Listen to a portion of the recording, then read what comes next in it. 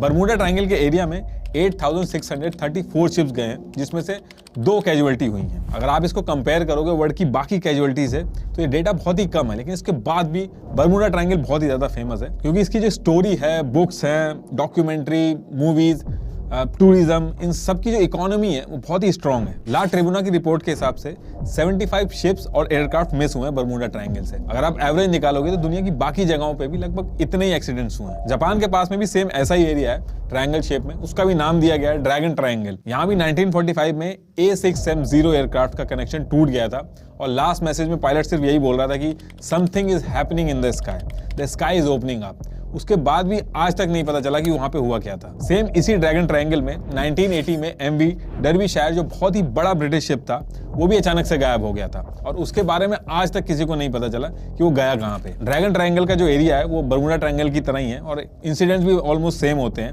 लेकिन उसके बाद भी बरमूडा ट्रायंगल को ज्यादा लाइमलाइट मिलती है क्योंकि हॉलीवुड ने जितनी मूवीज बरमूडा ट्रायंगल पे बनाई है उतनी ड्रैगन ट्रायंगल पे नहीं बनाई है। जितनी बुक्स बरमूडा ट्रायंगल पे पब्लिश हुई हैं उतनी ड्रैगन ट्रायंगल पे पब्लिश नहीं हुई हैं।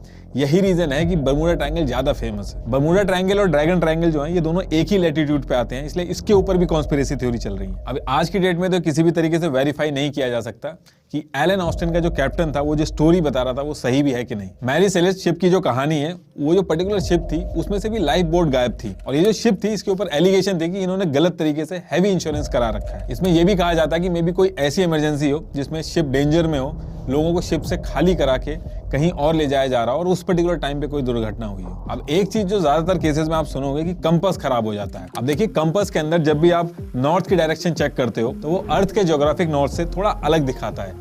इसलिए अर्थ के 2 पोल सिस्टम है, एक मैग्नेटिक पोल सिस्टम जो कंपास दिखाता है और दूसरा जियोग्राफिक पोल सिस्टम जो कि अर्थ के एक्सिस ऑफ रोटेशन पर बेस्ड है। जियोग्राफिक नॉर्थ पोल को हम ट्रू नॉर्थ भी कहते हैं, लेकिन अर्थ के ऊपर कुछ जगह ऐसी भी है जहां पे अगर आप कंपास से चेक करोगे तो वो एक्चुअल नॉर्थ पोल दिखाएगा और जिस जगह पे ये एक्चुअल नॉर्थ दिखता है उसको हम कहते हैं एगोनिक लाइन। वैसे तो ये जो एगोनिक लाइन है ये चेंज होती रहती है, लेकिन बरमूडा ट्रायंगल पे काफी सालों से इसका सेंटर है, इसलिए इस एरिया में कंपास दिक्कत करता है और गलत डायरेक्शन दिखाता है। फ्लाइट 19 की भी बात करें तो उस केस में भी इन्वेस्टिगेटिंग टीम की जो रिपोर्ट आई थी उसमें भी यही आया था कि एक ह्यूमन एरर है जिसमें कंपास फेलियर की वजह से वो लोग रास्ता भूल गए थे और लास्ट में उनका फ्यूल खत्म हो गया था। लेकिन आज की डेट में मॉडर्न जीपीएस है, रडार है, सोनार है, इसलिए आज की डेट में ये सारी चीजें सुनाई नहीं आती। बरमूडा ट्रायंगल का जो एरिया है वहाँ पे मिथेन हाइड्रेट की फील्ड भी है, तो जब मिथेन का इरप्शन होता है तो वो पानी से मिलके बड़े बड़े बबल्स बनाता है जिससे पानी की डेंसिटी कम हो जाती है और नॉर्मली जिस डेंसिटी के हिसाब से शिप्स बने होते हैं तो वो सर्वाइव नहीं कर पाते हैं और डूब जाते हैं। एक्सपेरिमेंट में भी ये प्रूव हो चुका है कि बबल्स की वजह से शिप्स डूब सकते हैं। इसके साथ साथ यूएस के कई स्टेट्स हैं जो बरमूडा ट्रायंगल से लगे हुए हैं, वहाँ पे हरिकेन बहुत आते हैं जैसे कि फ्लोरिडा, तो ये भी एक रीजन माना जाता है एक्सीडेंट्स का। बरमूडा ट्रायंगल में ऐसा नहीं है कि सिर्फ एक ही रीजन की वजह से एक्सीडेंट्स होते हैं,